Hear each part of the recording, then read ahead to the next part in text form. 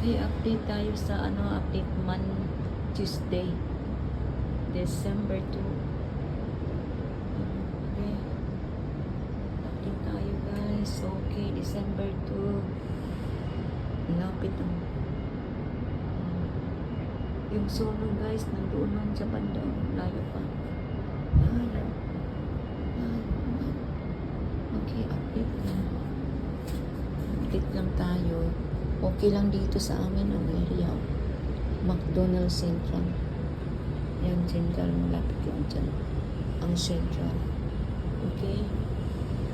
Nandyan yung US Consulate. Nandyan yung ng Hong Kong government. Office ng Hong Kong government. Yung flag nandyan. So, yan. So, okay. So, nandito kami sa tuk-tuk guys. Okay, kasi nandito.